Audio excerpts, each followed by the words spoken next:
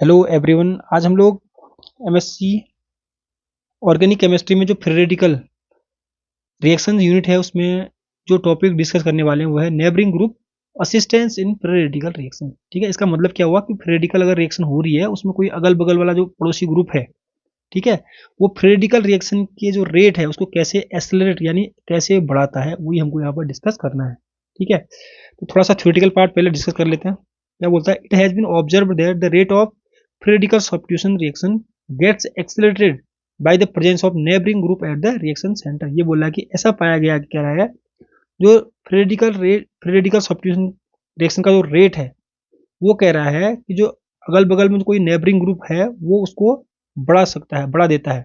ठीक है, such an increase in rate of reaction due to presence of neighbouring group is known as neighbouring group assistance.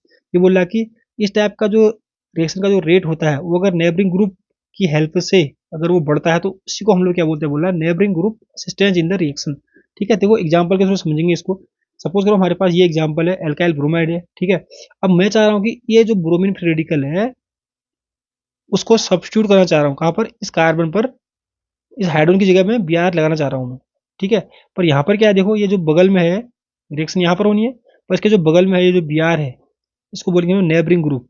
अब ये Br क्या करता है कि जो इसका सब्स्टिट्यूशन है ना इस पोजीशन पर जल्दी करवा देता है, मतलब कि रिएक्शन को जल्दी करवा देता है। तो मतलब कि ये नेबरिंग ग्रुप क्या कर रहा है, इसकी हेल्प कर रहा है, असिस्टेंस कर रहा है।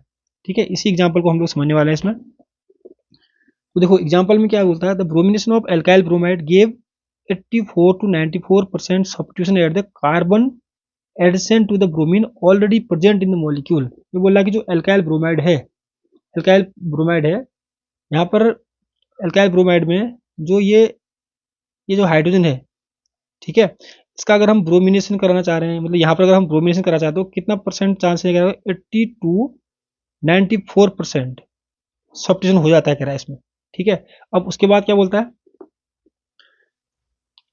this is surprising because position close to -I group such as bromine should be deactivated by its electron withdrawing effect। देखो अब उसमें क्या होता है, देखो ये जो ब्रोमीन है ना, ये ब्रोमीन होता है, इसका -I इफेक्ट होता है, मतलब इलेक्ट्रॉन विड्रॉ करता है।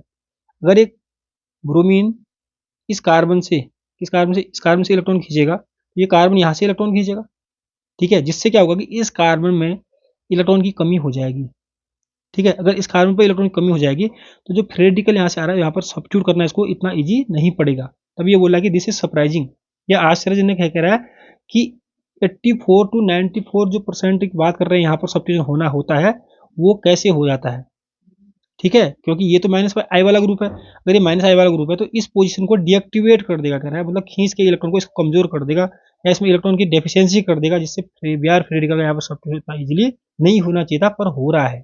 आखिरकार ये क्यों हो रहा है इतना परसेंट, वही क्या, वो इस नेबरिंग ग्रुप की कहीं न कहीं हेल्प से हो रहा है। ठीक है, एक तरफ तो इसका -I इफेक्ट है, ठीक है, और दूसरी तरफ ये क्या करता है, इसको यहाँ पर सब इसको इस Br फ्री रेडिकल को यहाँ पर सब्स्टिट्यूट करने में हेल्प भी करता है। वो कैसे करता है वो डिस्कस करने वाले हैं। ठीक है, तो क्या बोला, this unusual radio selectivity is explained by the following mechanism in which abstraction of hydrogen is assisted by neighboring group and the reaction proceed through bridged free radical। ठीक है, तो बोल रहा है कि जो नेबरिंग ग्रुप है, ठीक है, वो इस हाइड्रोजन के कौन सा ला,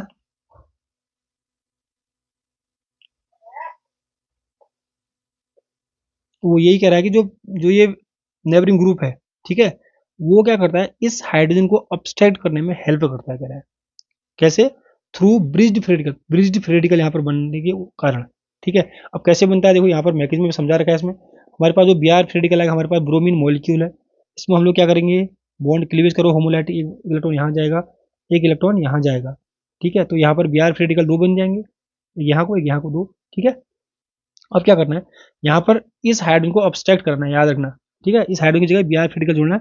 तो पहले क्या होगा कि जो Br फ्री रेडिकल है ना, Br फ्री रेडिकल है, इस पहले देखो यहाँ पर के इसके बाद लॉन पेयर होते हैं, वो पता है लॉन पेयर होते हैं, तो वो क्या करता है, इस कार्बन पर यहाँ से अटैक करेगा। ठीक है, थोड़ा ध्यान दो।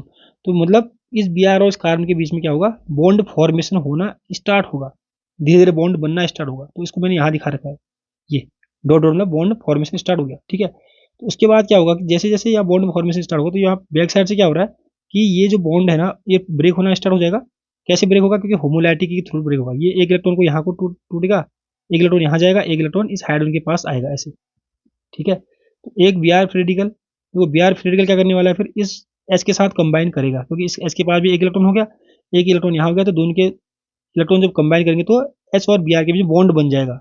ठीक है, तो यहाँ पर हम लोग पहले दिखाएंगे जो ट्रांजिशन स्टेट टाइप की बनती है उसमें दिखाएंगे कि पार्शियल बॉन्ड फॉर्मेशन इनके बीच में। तो दिखा डॉट मतलब पार्शियल बॉन्ड फॉर्मेशन। ठीक है, और ये बॉन्ड ब्रेक हो रहा है तो ये क्या पार्शियल बॉन्ड ब्रेकिंग होगा, ये बॉन्ड ब्रेक होने वाला है। ठीक है, और यहाँ पर भी बॉन्ड बन रहा है तो इसको क्या पार्शियल बॉन्ड फॉर्मेशन।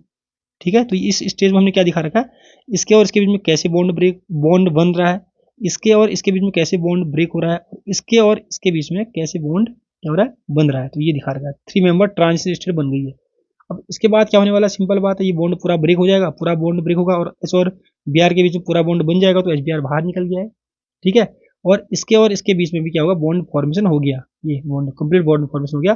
पर यहाँ पर एक फ्री रेडिकल बच गया है, बच गया ना इसका फ्री रेडिकल, तो इसके फ्री रेडिकल के साथ कंबाइन कर दिया तो एच बी आर बाहर, तो यहाँ पर एक फ्री रेडिकल बन गया, इसको बोलते हैं ब्रिज्ड फ्री रेडिकल।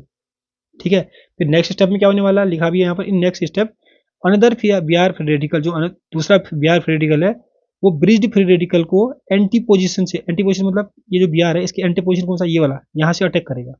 ठीक है, यहाँ पर दिखा रखा देखो, फिर से B R free radical generate होगा यहाँ पर से, जो एक बी आर फ्री रेडिकल है यहाँ से आएगा इसके बैक से बिल्कुल इस बी आर के एंटी से। ठीक है, तो इसके बाद एक इलेक्ट्रॉन ऑलरेडी है और इसके बाद भी एक इलेक्ट्रॉन पहले से है ही, तो इसके और इसके बीच में क्या हो जाएगा, बॉन्ड बन जाएगा। ठीक है, पूरा बॉन्ड बन गया। ठीक है, ये जो है ना गलती से हुआ, ये बॉन्ड नहीं है, याद रखना है, ये कुछ नहीं है, तो कार्बन और बी आर के बीच बॉन्ड है बस ये वाला मतलब। ठीक है, तो ये बन गया, इसको हम लोग इस तरीके से भी लिख सकते हैं। ठीक है, कभी भी हेलोजन का जो एडिशन तो एंटी होता है, वैसे भी ये क्या है सी एस टू, ये सी एस टू लिख दिया मैंने, ये बी आर यहाँ को हो गया, ये बी आर यहाँ को हो गया।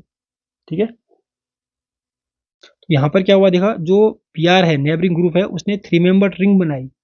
ठीक है, और उसने इस जो सी एच बॉन्ड है इसको वीक किया, जिससे बी आर और इसके बीच में बॉन्ड इजीली ब्रेक हो गया। मतलब ऐसा भी कह सकते हैं कि इजीली सी एच बॉन्ड का में से हाइड्रोजन का अब्स्ट्रक्शन हुआ इसकी हेल्प से। इसलिए इस टाइप की जो रिएक्शन होती है जिसमें नेबरिंग ग्रुप होता है, जो अगल बगल में पड़ोसी ग्रुप होता है जिसके पास लॉन पेयर ऑफ इलेक्ट्रॉन होते हैं, वो इस टाइप के रिएक्शन का रेट बढ़ा देता है। इसलिए इसको बोला neighbouring group assistance in radical reaction.